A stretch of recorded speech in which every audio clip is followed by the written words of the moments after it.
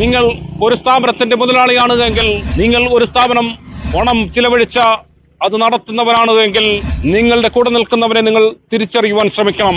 അല്ല എങ്കിൽ ഈ കോഡിഷ് നിധി ലിമിറ്റഡിനെ പോലെ നിങ്ങളും ഒരിക്കൽ പടുകുഴിയിലേക്ക് ആണ്ടുപോകും. കഴിഞ്ഞ 4 വർഷത്തെ നിയമ പോരാട്ടങ്ങൾക്ക് ശേഷം ഇപ്പോൾ ഈ കേസ് കോടതിയിൽ എത്തിച്ചിരിക്കുന്നു. ഇനി കോടതി മുറിക്കുള്ളിൽ വാദങ്ങളും പ്രതിവാദങ്ങളുമായി അഡ്വക്കേറ്റ് BA ആളൂർ. ഞാൻ നിൽക്കുന്നത് മലപ്പുറം ജില്ലയിലെ നിലമ്പൂരാണ്. കഴിഞ്ഞ 4 വർഷങ്ങൾക്ക് മുമ്പ് മാധ്യമങ്ങൾ ആഘോഷമാക്കിയ ഒരു വാർത്തയുണ്ട്. വയനാടും കോഴിക്കോടും പാന പോലെ വളർന്നു നിന്ന കോഡിഷ് നിധി ലിമിറ്റഡ് എന്ന ധനകാര്യ സ്ഥാപനം 8 നിലയിൽ പൊട്ടി പടുകുഴിയിലേക്ക് ആണ്ടുപോയി എന്ന വാർത്ത. താൻ വർഷങ്ങളോളം പ്രയത്നിച്ചുകൊണ്ട്, തന്റെ ആത്മാർത്ഥത കൊണ്ട്, തന്റെ വിശ്വാസം കൊണ്ട് വളർത്തിയെടുത്ത കോഡിഷ് നിധി ലിമിറ്റഡിന് എന്ത് സംഭവിച്ചു എന്നറിയാൻ നിക്ഷേപകർക്ക് അവരുടെ നിക്ഷേപങ്ങൾ സുരക്ഷിതമാക്കുവാൻ നിയമവിദഗ്ധരുടെ നിർദ്ദേശമനുസരിച്ചുകൊണ്ട് തന്റെ സ്ഥാപനം മറ്റൊരു കൈകളിലേക്ക് സുരക്ഷിതമായി എഴുതി മാറ്റണം. അതിലൂടെ സുരക്ഷിതമാക്കാൻ കഴിയുന്നത് തന്റെ നിക്ഷേപകരുടെ നിക്ഷേപങ്ങൾ കൂടിയാണ് എന്ന് തിരിച്ചറിഞ്ഞുകൊണ്ട് മറ്റൊരു കൈകളിലേക്ക് ഈ സ്ഥാപനം എഴുതി മാറ്റുവാൻ തയ്യാറായി. എന്നാൽ അപ്പോഴാണ് അബ്ദുള്ളക്കുട്ടി എന്ന മാനേജിംഗ് ഡയറക്ടർ ആ സത്യമറിയുന്നത്. തന്നെ ചതിച്ചവരുടെ കൂട്ടത്തിൽ താൻ ശമ്പളം കൊടുത്ത ജീവനക്കാർ മാത്രമല്ല, തന്റെ വിശ്വസ്തരുമുണ്ട് എന്ന ആ സത്യം. 2017 ഞാൻ കോഴിക്കോട് വെച്ചിട്ടൊരു കോഡിഷ് നിധി എന്ന കമ്പനി നടത്തിയിരുന്നു. കോഡിഷ് നിധി ലിമിറ്റഡ്. അത് എന്റെ സുഹൃത്തായ എന്റെ കൂടെ നിന്നിരുന്ന എന്റെ എല്ലാ കാര്യങ്ങൾക്കും, എന്റെ വീട്ടുകാര്യങ്ങൾക്കും മറ്റെല്ലാ കാര്യങ്ങളും എന്റെ കൂടെ നിന്നിട്ട് ഒരു ജ്യേഷ്ഠന്റെ ബന്ധത്തിൽ നിൽക്കുന്ന ഒരാളുണ്ടായിരുന്നു. നിലമ്പൂര് ടാക്സി സ്റ്റാൻഡ് ഡ്രൈവറായിരുന്നത്. അത് എല്ലാവർക്കും അറിയാം. അദ്ദേഹത്തിനെ ഞാനത് അകമഴിഞ്ഞ് വിശ്വസിച്ചു പോയി. കാരണം അത്രയ്ക്ക് പെരുമാറ്റമാണ്. വല്ല ഓട്ടമില്ല ഒന്നുമില്ല എന്ന് പറഞ്ഞിട്ട് എന്റെ കൂടെ കൂടിയതാ.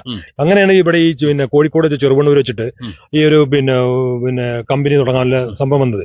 അങ്ങനെ വന്നു. അത് അന്നേരം വന്നിട്ട് അതിലേക്ക് ജോലിക്കാരെടുത്തു. ബാക്കിയുള്ള എല്ലാ കാര്യങ്ങളും വന്നു. അദ്ദേഹത്തിനാണ് A to Z വരെ എന്റെ കാര്യങ്ങൾക്ക് എല്ലാ കാര്യങ്ങളും കൂടുന്നില്ല.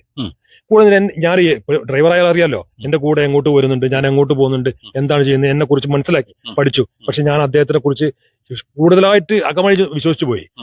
ഈ കോഡിഷ് നിധി കമ്പനി ഞാൻ 2020 ഒരു ജനുവരി മാസത്തില് ഒരു മീറ്റിംഗ് വിളിച്ചു. ഒരു 2ാം ശനിയാഴ്ച. ആ 2ാം ശനി മീറ്റിംഗ് വിളിച്ചിട്ട് എന്റെ സ്റ്റാഫിനോടെല്ലാം ഞാൻ ഈ കമ്പനി വേറെ ആൾക്ക് കൈമാറ്റം ചെയ്യാന്നുള്ള ഉദ്ദേശം വെച്ചിട്ടാണ് ചെയ്യുന്നത്. അതിനകത്ത് എന്റെ general manager, division manager, HO manager എന്ത് കൊടുക്കണ്ട, ഞങ്ങൾ ഏറ്റെടുക്കാം, ഞങ്ങൾ ചെയ്ത് നടത്തിക്കോളാം എന്ന് പറഞ്ഞിട്ട് എന്നെ കൂടെ അനൗൺസ് ചെയ്യാൻ നിർബന്ധിച്ചില്ല. അനൗൺസ് ചെയ്യേണ്ടെന്ന് പറഞ്ഞു. പക്ഷെ അത് അങ്ങനെ നിർത്തിവെച്ചു. ആ നിർത്തിയ സമയത്തേക്ക് പിന്നീടുള്ളൊരു ഘട്ടത്തിലാണ് ഇവർ ഈ എഗ്രിമെന്റ് എഴുതാന്ന് പറഞ്ഞിട്ട് എന്നെ വിളിച്ചു. അവിടെ ഈ ഫറൂഖിൽ കൊണ്ടുപോയിട്ട് ഒരു എഗ്രിമെന്റ് എഴുതാൻ പറഞ്ഞ നോട്ടിന്റെ അടുത്ത് പോയി.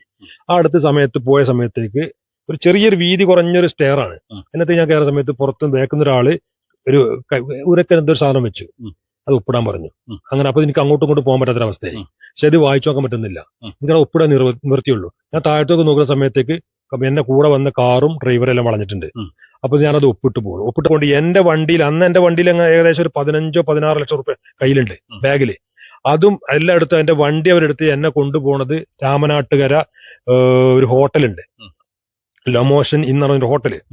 ആ ഹോട്ടലിൽ വെച്ചിട്ട് എന്റെ ഡ്രൈവറെ ഒരു റൂമിലിട്ട് അടച്ച് വെച്ച് പൂട്ടി വെച്ച് നിർത്തി വെച്ചിട്ട് അവർ തടങ്കലാക്കിയിട്ട് എന്റെ വണ്ടിയും എല്ലാം ഉപയോഗിച്ച് അവർ പിറ്റേ ദിവസം അന്നേരം ഞാൻ എന്റെ സുഹൃത്തിന് നേരത്തെ പറഞ്ഞിരുന്നു, എന്റെ ഒരു സുഹൃത്ത് എല്ലാ കാര്യങ്ങളും നോക്കുന്നത്, അദ്ദേഹത്തിനെ വിളിച്ചു. ഇത് വന്നിട്ടൊന്ന് തീരുമാനമാക്കിക്കൊണ്ടാന്ന് പറഞ്ഞു. പക്ഷെ ആ ആള് ഇവിടെ സ്ഥലത്തില്ല പറഞ്ഞു. അപ്പോഴും ഞാൻ അദ്ദേഹത്തെ വിശ്വാസത്തോടെ നിൽക്കുന്നതാണ്. കാരണം എന്താ വെച്ചാൽ ഇദ്ദേഹമാണ് എല്ലാ കാര്യങ്ങളും ചെയ്യുന്നതും നോക്കുന്നതും ഈ നാട്ടിലെ പ്രശ്നം കാര്യങ്ങൾ നോക്കുന്നതും ഒരാൾക്ക് പൈസ കൊടുക്കണമെങ്കിൽ അവിടെ കൊണ്ടു കൊടുക്കുന്ന സമയത്ത് കൊണ്ടു കൊടുക്കുന്നതും എല്ലാം ഇദ്ദേഹമാണ്.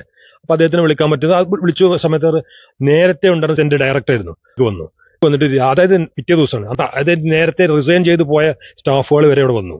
എല്ലാവരും വരുന്നവരൊക്കെ ബാഗിൽ നിന്ന് സ്റ്റാമ്പ് പേപ്പർ എടുക്കുന്നത്, എഗ്രിമെന്റ് മുദ്രപത്രം. ഇത് പത്രം ഞാനാ വിളിച്ചു വരുത്തിയത് കോംപ്രമൈസ് ചെയ്യാൻ. എന്റെ മുൻ ഡയറക്ടർ കോഴിക്കോട് ചെറുവണ്ണൂരില്ല, സ്വന്തം കൈപ്പടിയിൽ നാളെ ഇന്നാൾക്ക് ഇത്ര പൈസ കൊടുക്കണം, ഇത്ര ആൾക്ക് പൈസ കൊടുക്കണം, എനിക്കവിടെ ഒപ്പിടാൻ പറ്റുള്ളൂ. കാരണം എനിക്കവിടെ രക്ഷപ്പെടണം. രക്ഷപ്പെടുന്ന സമയത്ത് ഞാൻ അവിടെ ഇറങ്ങിയിട്ട് ചെറുവണ്ണൂരല്ല ഫറൂഖ്, അതിനെ പരിധിപ്പെട്ട ഫറൂഖ് സ്റ്റേഷനാണ്.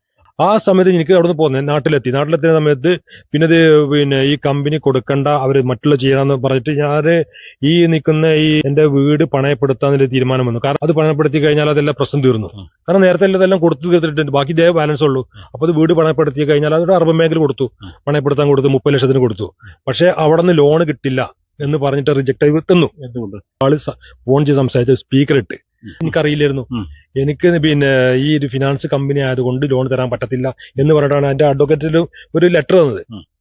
പക്ഷെ ഈ ഒരു സാറിനോട് ഈ എന്റെ കൂടെ എന്റെ അയൽവാസിയായിരുന്ന ശരി മറുപടി എന്താന്ന് വെച്ചാല്, ഇത് അവന് ലോൺ എടുത്ത് കൊടുത്തു കഴിഞ്ഞാൽ എനിക്കില്ല എല്ലാ എന്റെ ജീവിത പ്രശ്നങ്ങൾ വെള്ളം കൂടി മുട്ടിപ്പോവും, അതുകൊണ്ട് ഞാൻ ലോൺ എടുക്കില്ല, ഞാൻ തന്നെ വേണ്ടെന്ന് പറഞ്ഞിട്ട് തിരിച്ചു വാങ്ങിച്ചാണ്. ഇവിടെ പലിശക്ക് പണം വാങ്ങിച്ചു കൊടുത്തിട്ടുണ്ട്. അന്നേരം ഞാൻ പലിശക്ക് കിട്ടിയിട്ടുണ്ട് എനിക്ക് 30 ലക്ഷം, എന്റെ വീടും രജിസ്റ്റർ ചെയ്ത് കൊടുത്തിട്ട്. അത് അപ്പോഴാണ് കുറിച്ച് ഞാൻ മനസ്സിലാക്കുന്നത്. ഞാൻ വേറെ ആൾക്ക് പൈസ കൊടുത്തിട്ടുണ്ടായിരുന്നു, അത് ചോദിക്കുന്ന സമയത്ത് സാധനം അത് കൊടുത്തിട്ടുണ്ട്. അപ്പൊ ആളുകൾ ചോദിക്കുന്ന സമയത്ത് ഇല്ലാന്ന് പറഞ്ഞു. അപ്പൊ ഈ സമയം ഈ പണം അവന്റെ കയ്യിൽ വെക്കാത്തതുകൊണ്ട്, പിന്നെ പിടിച്ചു വെക്കാത്തതുകൊണ്ട് ഒരു പിന്നെ ചന്തക്കുന്ന് ആ പ്രശ്നത്തിലാണ് ഈ കമ്പനി ഓരോ പ്രശ്നങ്ങളായി വന്നു. ഈ പ്രശ്നങ്ങളായി വന്ന സമയത്തേക്ക് ഒരാള് 3 ലക്ഷം കൊടുക്കുന്ന സമയത്തേക്ക് സിസ്റ്റത്തിൽ അതില്ല, ബോണ്ട് ഉണ്ട്. ഇതിന് ബോണ്ടിനകത്ത് മാനുവലായിട്ട് എഴുതി കൊടുത്താണ്. ഫസ്റ്റേ ഉള്ളത് മാനുവലായിട്ട് അന്നത്തേക്ക് ഇല്ല, കാരണം 2020-21 ഇത് 2017 മാത്രമാണ് മാനുവലായിട്ട് എഴുതിയിട്ടുള്ളൂ. പക്ഷെ ഇതിൽ സിസ്റ്റത്തിലില്ല. ഇത് ഞാൻ പുതിയൊരു മാനേജർ എടുക്കുന്ന സമയത്ത് അത് ഇല്ല എന്ന് പറഞ്ഞ് വിളിക്കുന്ന സമയത്താണ് ഞാൻ ഈ സാധനം ഈ ബോണ്ട് ഈ വാട്സാപ്പിൽ അയക്കണം ഞാൻ ബൂസ്റ്റ് ചെയ്ത് നോക്കുന്ന സമയത്ത് എന്റെ സൈൻ ഇട്ടിക്കണ്. വീണ്ടും ഞാൻ ചെക്ക് ചെയ്യണം, എന്റെ സൈൻ സീലാണ്. മനസ്സിലുണ്ടോ? എന്റെ സൈൻ സീലാണ്. എന്താണ് പറഞ്ഞു വരുന്നത്? ഞാൻ അത് ഈ ബോണ്ടിനകത്ത് അതെ ഞാൻ പറയാം, എന്റെ ഈ ജനങ്ങളുടെ അടുത്ത് FD വാങ്ങുന്നതില് ഈ ബോണ്ടിനകത്ത് സീല് വെച്ച് പിന്നെ എന്റെ ഒരു കൈപ്പള്ളി ഒപ്പ് അത് സീലാക്കിട്ട് വെച്ചിട്ടുണ്ട്, റബ്ബർ സീല്. ഇത് 2-3 പിടിച്ച സമയത്താണ് ഇത് പ്രശ്നങ്ങൾ വരാൻ തുടങ്ങിയത്. അങ്ങനെ മറ്റുള്ള ജനങ്ങളെ പിന്നെ പ്രശ്നങ്ങൾ ഉണ്ടാക്കുന്നുണ്ട്, പ്രശ്നങ്ങളാവുന്നുണ്ട്, അത് അവിടെ വരുന്നുണ്ട്. പക്ഷെ ഓരോ വഴിയിലും ഞാൻ പോയിട്ട് ഓഡിറ്റ് കാണുന്നില്ല, സിസ്റ്റത്തിലില്ല. സിസ്റ്റത്തിൽ സാധനങ്ങളെ മാത്രമല്ലേ ഓഡിറ്റ് ചെയ്യാൻ പറ്റുള്ളൂ. എന്തിനായിരുന്നു അറസ്റ്റ് ചെയ്തത്? ഈ കമ്പനിയെ കുറിച്ച് MD നിലയ്ക്ക് എന്നെയല്ലേ കൊണ്ടുപോകുള്ളൂ? ആണോ? എന്നെയല്ലേ അറസ്റ്റ് ചെയ്യേണ്ടേ ഉള്ളൂ? പക്ഷെ എന്നെ കുറിച്ച് ആര് എന്ത് ചെയ്തു എന്നില്ല ആരെങ്കിലും അറിയുന്നുണ്ടോ? ആ നിമിഷത്തിൽ അബ്ദുള്ള കുട്ടി എന്ന മനുഷ്യൻ തകർന്നുപോയി. അവിടെ നിന്നും പിന്നെ വലിയൊരു കെണിയിലേക്കാണ് അബ്ദുള്ള കുട്ടി എന്ന കോഡിഷ് നിധി ലിമിറ്റഡിന്റെ മാനേജിംഗ് ഡയറക്ടറെ പെടുത്തിയത്. കോഡിഷ് നിധി ലിമിറ്റഡ് എന്ന സ്ഥാപനത്തിൽ എന്താണ് സംഭവിച്ചത്? ഒരു പകൽ വെളിച്ചത്തിൽ പോലും തന്റെ സ്ഥാപനത്തെ കവർച്ച ചെയ്ത നിക്ഷേപകരുടെ നിക്ഷേപങ്ങൾ തട്ടിയെടുത്ത ആ ജീവനക്കാരെയും വിശ്വസ്തരെയും അവരുടെ കള്ളത്തരങ്ങൾ നിയമത്തിന് മുന്നിൽ കൊണ്ടുവന്ന് അവരെ മാതൃകാപരമായി ശിക്ഷിക്കണം. അബ്ദുള്ള കുട്ടി എന്ന മാന്യനായ ആ മനുഷ്യന്റെ ഒരു നിശ്ചയദാർഢ്യം കൂടിയാണ് ഈ കേസ്. തന്റെ സ്ഥാപനത്തെ കൊള്ളയടിച്ച കവർച്ച ചെയ്ത് തന്റെ സമ്പാദ്യങ്ങൾ പോലും കവർച്ച ചെയ്തവരെ നിയമത്തിന് മുന്നിൽ കൊണ്ടുവരണമെന്ന് അതിനുവേണ്ടിയുള്ള ആദ്യ തുടക്കമാണ് ഇത്. കോഡിഷ് നിധി ലിമിറ്റഡ് എന്ന സ്ഥാപനത്തിൽ ജോലി ചെയ്തിരുന്ന മുഴുവൻ ജീവനക്കാരെയും നിയമത്തിന് മുന്നിൽ കൊണ്ടുവരുവാൻ കഴിഞ്ഞു. അതുപോലെ വിശ്വസിച്ച തന്റെ കൂടെ നിർത്തിയവരെയും.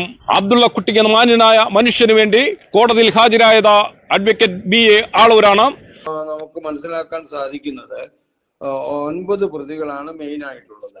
1 അബിൻ റോഷ്, 2 മനോഹരൻ, 3 ലാലു പ്രസാദ്, 4 അതുൽ കൃഷ്ണ, 5 ഷാഹുൽ ഹമീദ്, 6 ശാന്തി യു, 7 വിനോദ് കുമാർ, 8 ബിജിൻ എം, 9 ജിതിന്യ.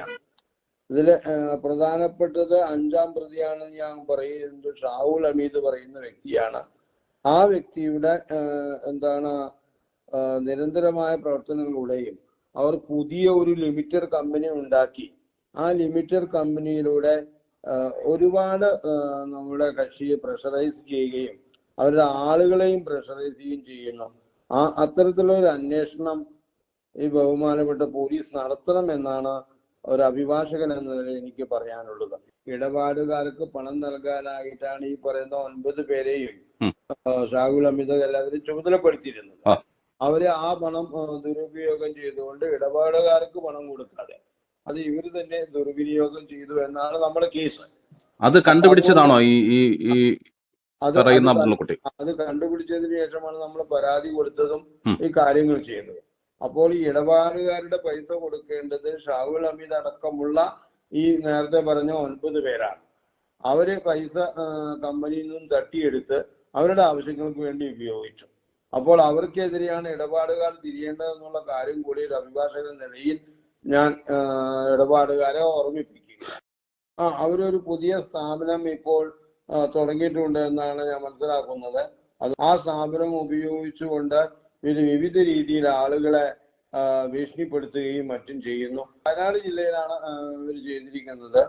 അബ്ദുള്ളക്കുട്ടി എന്ന മാന്യനായ മനുഷ്യനെ കുറിച്ച് ഞങ്ങൾ അദ്ദേഹം ജനിച്ചു ജീവിച്ച മലപ്പുറം ജില്ലയിലെ നിലമ്പൂർ അവിടെയാണ് നിൽക്കുന്നത്. ഇവിടെയുള്ള ജനങ്ങളോട് അദ്ദേഹത്തെക്കുറിച്ചും അദ്ദേഹത്തിന്റെ പെരുമാറ്റത്തെക്കുറിച്ചും ജീവിതത്തെക്കുറിച്ചും ചോദിച്ചപ്പോൾ അബ്ദുള്ളക്കുട്ടി നല്ലൊരു മനുഷ്യനാണ്. അബ്ദുള്ളക്കുട്ടി അങ്ങനെ പറ്റിച്ച ആളല്ല. പക്ഷെ ഇതിന്റെ ഓന്റെ ഡ്രൈവർ ഓനെ പറ്റിച്ചാണ്. ഈ അബ്ദുള്ളക്കുട്ടി താങ്കൾക്കറിയാമോ? ഈ അബ്ദുള്ളക്കുട്ടിനെ നമുക്കറിയാം. നമ്മളെ നാട്ടിൽ നിന്നാണ് കല്യാണം കഴിച്ചിട്ടുള്ളത്. ആളുകളെ സഹായിക്കുന്ന കാര്യത്തിൽ നല്ല മുൻപന്തിയിൽ നിൽക്കുന്ന ഒരു വ്യക്തി. ക്യാമറമാൻ വിജേഷ് വടക്കറൊപ്പം രജിത് കാര്യത്തിൽ ന്യൂസ് സ്റ്റോറി.